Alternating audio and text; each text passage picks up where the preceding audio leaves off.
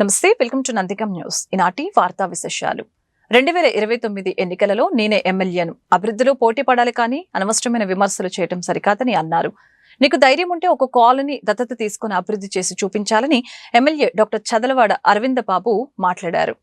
10 ఏళ్ల వైసీపీ పాలనలో ఎక్కడ అభివృద్ధి రాలేదని, రానున్న ఎన్నికలలో తెలుగుదేశం పార్టీ మళ్లీ అధికారంలోకి వస్తుందని, నరసరావుపేటలో నేనే ఎమ్మెల్యేనవుతానని, 5వ సీఎంగా చంద్రబాబు ప్రమాణ స్వీకారం చేస్తారని తెలిపారు. అదేవిధంగా మన ప్రియతమ నేత నారా చంద్రబాబు నాయుడు గారు, అదేవిధంగా మన డిప్యూటీ సీఎం పవన్ కళ్యాణ్ ఆధ్వర్యంలో మరి కోటప్పకొండని పర్యాటక కేంద్రంగా మారుద్దామని చెప్పి మరి పవన్ కళ్యాణ్ గారు, అదేవిధంగా మన సీఎం గారు కూడా చెప్పడం జరిగింది.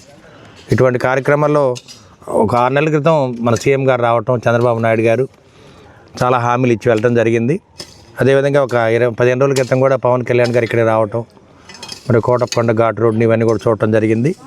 ఈ ప్రాంతం చాలా బాగుంది, అభివృద్ధి పరంగా దీన్ని పైకి తీసుకెళ్లాలని చెప్పి చంద్రబాబు నాయుడు గారు అప్పుడు మాట ఇచ్చారు. మరి నిన్నగా మొన్న పవన్ కళ్యాణ్ గారు కూడా మనకి మాట ఇవ్వడం జరిగింది.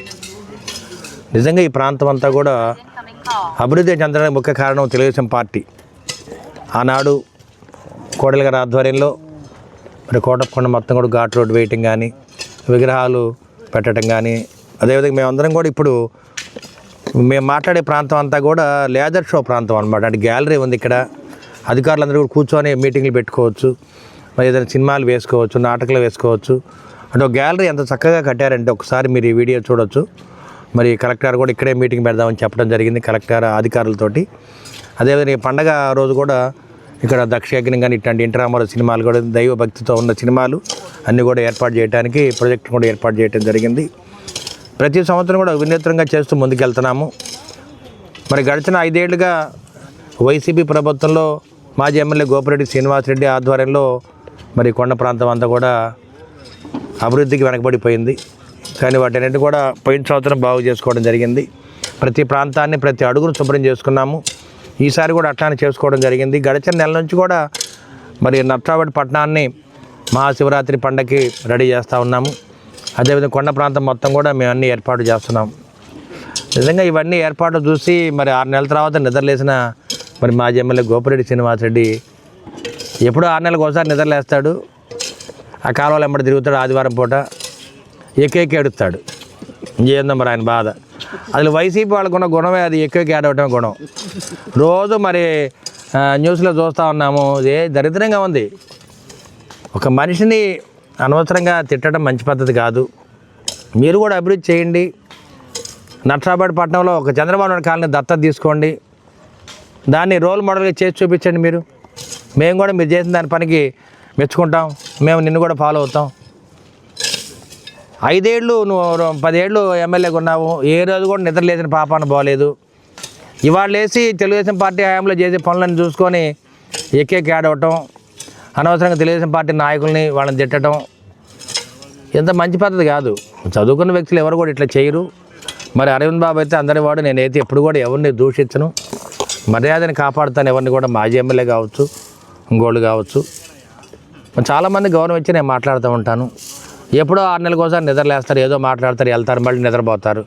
ఆ కుంభకర్ణుడిగా నిద్రపోతారు, అట్లా పోతుంటారు, 6 నెలలు కనపడరు. నిజంగా దమ్ము ధైర్యం అంటే ఒక సిపిఎన్ చంద్రబాబు కాలనీ దత్తత తీసుకొని దాన్ని బాగు చేయి, దాన్ని రోల్ మోడల్గా చేయి, నేను కూడా ఒప్పుకుంటాను. మా గోపిరెడ్డి శ్రీనివాసరెడ్డి అంత గొప్పవాడు ఎవడు లేడు, నేను కూడా ఒప్పుకుంటాను.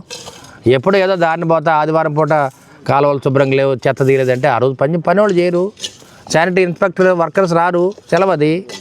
అయినా కానీ మన టీడీపీ హయాంలో అన్ని సదుపాయాలు కలగజేస్తూ ఉన్నాం మేము.